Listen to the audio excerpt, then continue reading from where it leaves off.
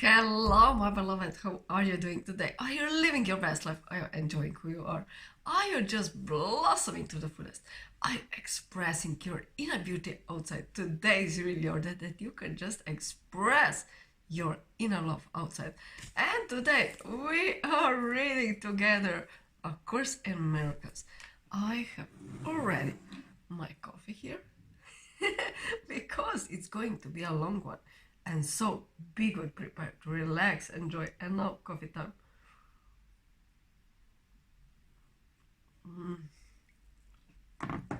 Oh, what's good. So let's start it.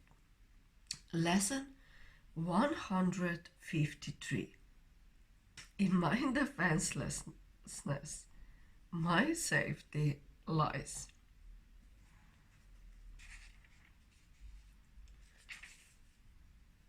You who feel threatened by these changing words, its twists of fortune and its bitter jets, its brief relationships, and all the gifts it merely lends to take away again, attend this lesson well. The word provides no safety. It is rooted in attack, and all its gifts of seeming safety are illusory deceptions. It attacks and then attacks again. No peace of mind is possible where danger threatens thus. The word gives rise but to defensiveness, for threat brings anger. Anger makes attack seem reasonable, honestly provoked and righteous in the name of self-defense. Yet, is defensiveness a doubt threat? For it attests to weakness and set up a system of defense that cannot work. Now, are the weak still further undermined? For there is treachery without and still a greater treachery within. The mind is now confused and knows not where to turn to find escape from its imaginings. It is as if a circle held it fast, wherein another circle bound it and another one in that, until escape no longer can be hoped for nor obtained. Attack, defense, attack become the circles of the hours and the days, that bind the mind in heavy bands of steel with iron overlaid, returning but to start again. There seems to be no break nor ending in the ever-tightening grip of the imprisoned upon the mind.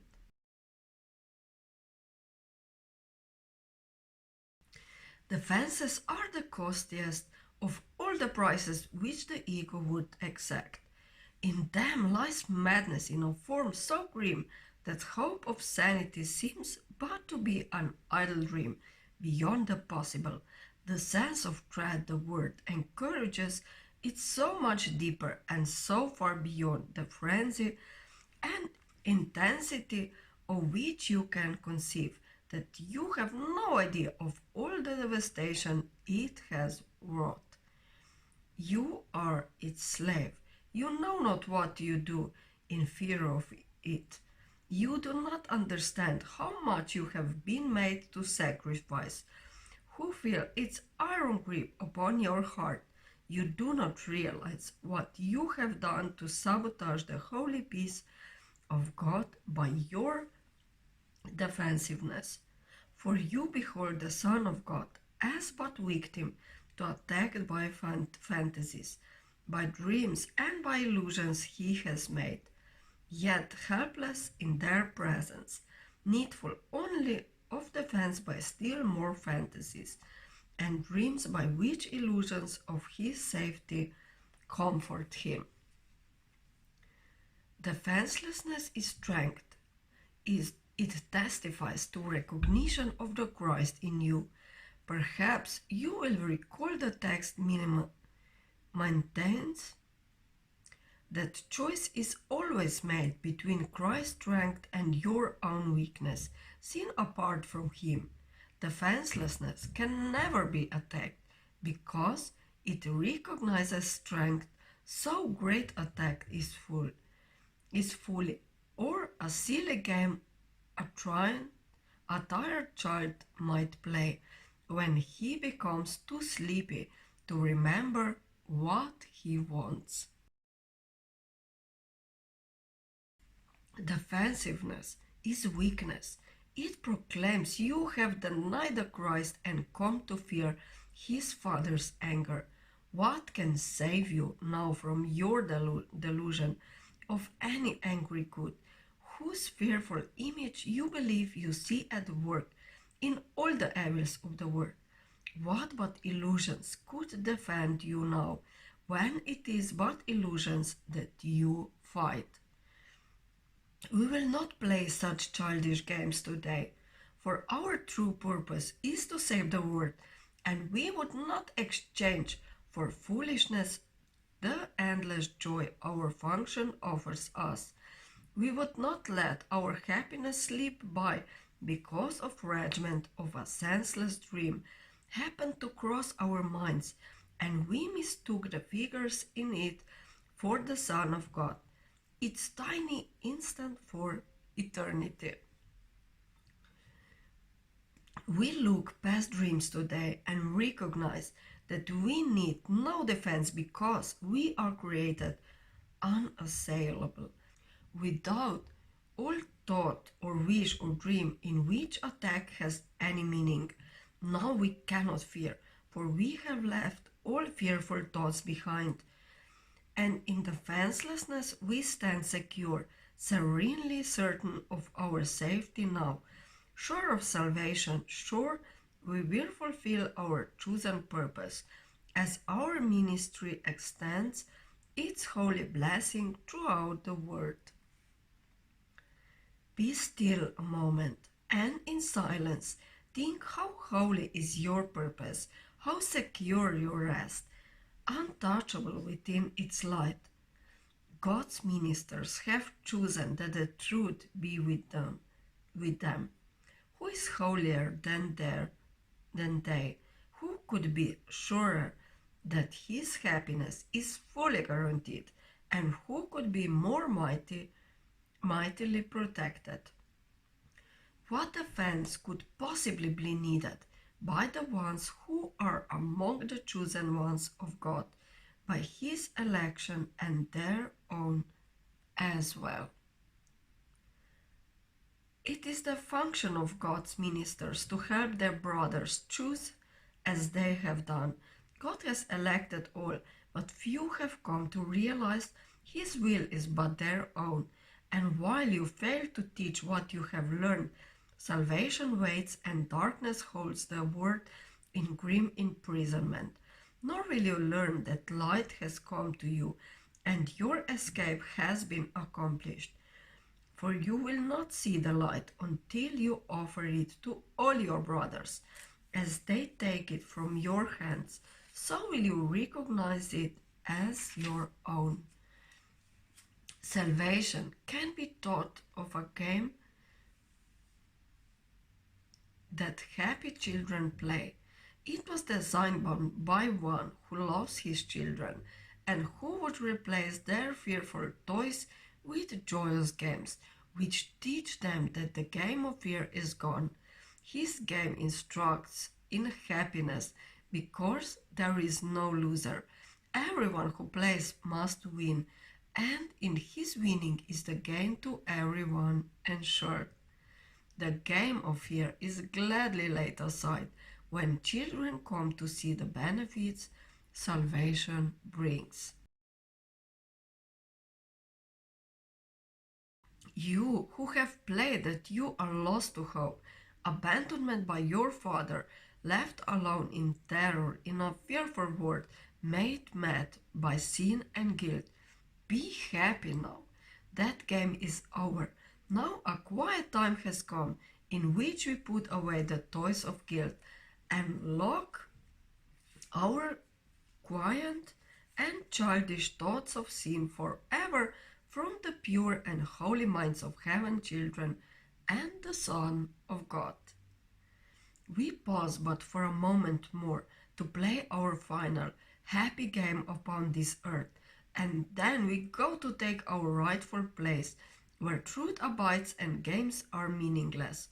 So is the story ended. Let this day bring the last chapter closer to the word, that everyone might learn the tale he reads of terrifying destiny, the feat of all his hopes, his pitiful defense against a vengeance he cannot escape, is but his own deluded fantasy.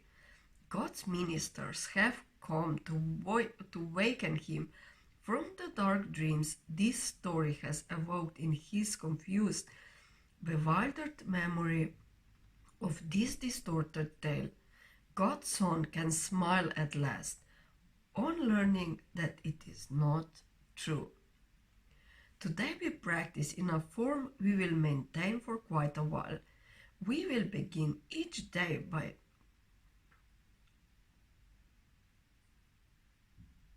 giving our attention to the daily thought as long as possible. 5 minutes now becomes the last we give to preparation for a day in which salvation is the only goal we have. 10 would be better, 15 better still. And as distraction cases to arise to turn us from our purpose, we will find that half an hour is too short a time to spend with God, nor we will willingly give less at night in gratitude and joy.